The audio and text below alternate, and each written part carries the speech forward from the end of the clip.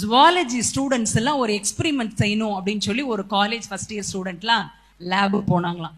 போய் ஒரு பாத்திரத்துல கொதிக்கிற தண்ணி, அடுப்புல அப்படியே சல சலன்னு கொதிச்சு இருக்கிற தண்ணியில ஒரு தவளையை தூக்கி போட்டாங்களாம். அது போட்ட மாத்திரத்துல ஒரே ஜம்ப் பண்ணி உடனே என்ன செஞ்சிருச்சான், வெளியே குதிச்சிருச்சான். அடுத்து இன்னொரு பாத்திரத்தை எடுத்தாங்களாம், நல்ல அகலமான பாத்திரம், நல்ல சில்லுன்னு தண்ணி, குளிர்ந்த தண்ணி.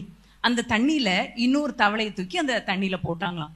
அது அழகா அப்படியே நீந்தி, எவ்வளோ குளிர்ச்சியா இருக்கு இந்த தண்ணி அப்படின்னு சொல்லி அப்படியே நீந்தி ஸ்விம் பண்ணி அப்படியே ரவுண்ட் அடிச்சுச்சான்.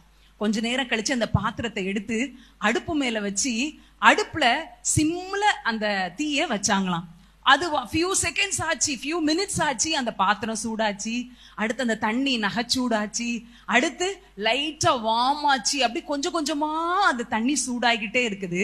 அந்த தவளை எப்பயும் போல ரொம்ப ஹாப்பியா என்ன செஞ்சுச்சான், அப்படியே வார்ம் வாட்டர்ல அப்பவே சில்லுன்னு இருந்துச்சு, இப்போ வார்மா இருக்கப்பா அப்படின்னு சொல்லி அழகா அதுல நீந்திக்கிட்டே இருந்துச்சான்.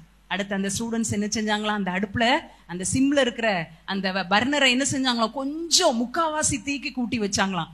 அப்போ கொஞ்சம் அது மெதுவா சுத்த ஆரம்பிச்சு. அடுத்து ஃபுல் தீல வச்சு கொஞ்ச நேரம் கழிச்சு அந்த பாத்திரத்துல வந்து பார்த்தாங்கன்னா அந்த தவளை என்ன செஞ்சுச்சான், செத்து மிதந்துச்சான். பாருங்களேன், ஒரு சடனா ஒரு காரியம் வந்துச்சு அப்படின்னு சொன்னா அந்த தவளை துள்ளி குதிச்சிருச்சு.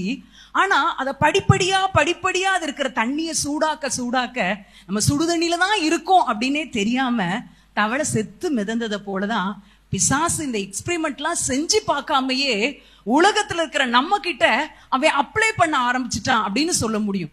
எப்படி அவன் ஒரு கிறிஸ்தவனை திடீரென்று ஒரே நாள்ல பாவத்துல விழ வைக்க முடியாது. பொதுவா சில நேரங்கள் அது நடக்கலாம்.